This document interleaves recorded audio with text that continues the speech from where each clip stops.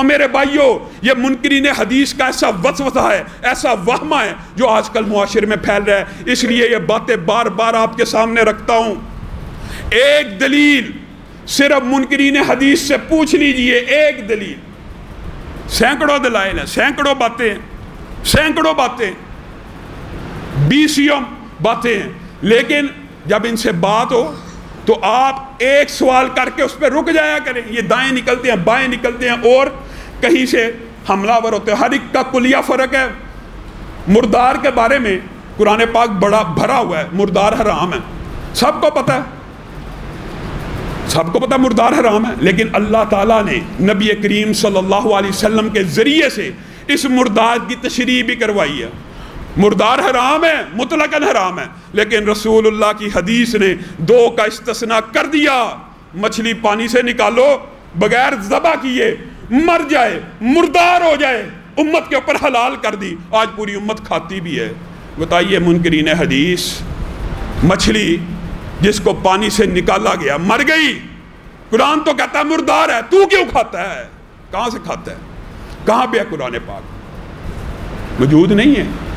پھر یہ باتیں خیر اس طرح کی تو بیسیوں مثالیں موجود ہیں کہ نماز کا طریقہ کہاں ہے، رکوع کس حالت کو کہتے ہیں، سجدہ کس حالت کو کہتے ہیں۔ یہ جو نماز دن میں 5 مرتبہ ساری زندگی رسول اللہ پڑھتے رہے، اس کی کیفیات بھی قرآن پاک میں نہیں ہیں، کیونکہ حدیث کی امت کا اجماع ہے۔ 2 ہی قسمیں ہیں، ایک وہ جس کو رسول اللہ صلی اللہ علیہ وسلم نے صحابہ کو بتلایا کہ یہ الفاظ بھی اللہ کے میں پڑھ رہا ہوں، یہ الفاظ بھی میں اللہ کے پڑھ رہا ہوں۔ میرے بھائیو یہ قرآن اللہ کی قسم نہ آپ کے اوپر نازل ہوا نہ میرے اوپر نازل ہوا، جس ہستی کے اوپر نازل ہوا اس نے کہا یہ جو الفاظ اب میں پڑھنے لگا ہوں یہ قرآن کے ہیں۔ صحابہ نے نوٹ کر لیا اور اس کو قرآن بنا دیا گیا، اور جو باتیں رسول اللہ نے کہی، اب یہ جو وحی کی قسم ہے میں اپنی طرف سے کہہ رہا ہوں، الفاظ اللہ کے نہیں ہیں لیکن مراد اور حکم اللہ کا ہے، وہ حدیث بن گئی۔ یہی وحی کی 2 قسمیں ہیں اور دونوں کو محفوظ۔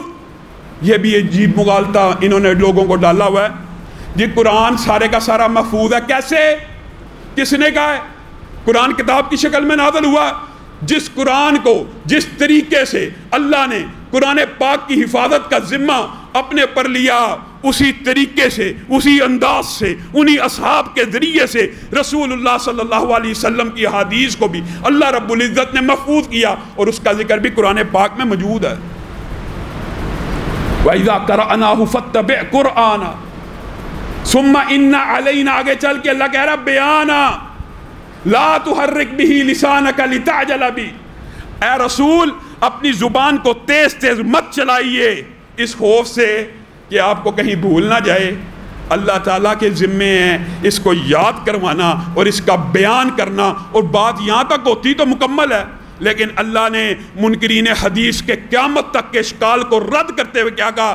وَأَنزَلْنَا إِلَيْكَ الذِّكْرَ وَأَنزَلْنَا إِلَيْكَ الذِّكْرَ، اے رسول اللہ تعالیٰ نے اس کلام کو آپ کے اوپر نازل کیا لِتُبَيِّنَ لِلنَّاسِ مَا نُزِّلَ إِلَيْهِمْ، تاکہ آپ لوگوں کو کھول کھول کے بیان کر دیں کہ اللہ کی طرف سے احکامات کیا کیا نازل ہو رہے ہیں۔ مجھے بتائیے، ایک عام فہم مثال آپ کو بڑی دفعہ دی ہے، یاد رکھیے، آپ کسی دردی کے پاس جائیں، اس کو کہیں میرا سوٹ سی دے، میں تجھے سیمپل دوں گا اس کے مطابق سی دیں، اچھا جی سیمپل دے دینا میں سی دوں گا، پھر آپ اس کو کال کریں 700 مرتبہ، آپ اس کو کال کریں میرا سوٹ سی دیں، اور آپ اس کو سیمپل دے ہی نہ، ہر دفعہ فون پہ کہ سیمپل کے مطابق سی، سیمپل کے مطابق سی، سیمپل کے مطابق سی، سیمپل آپ نے اپنے گھر میں رکھا ہو، سیمپل آپ نے دردی کو دیا ہی نہ ہو،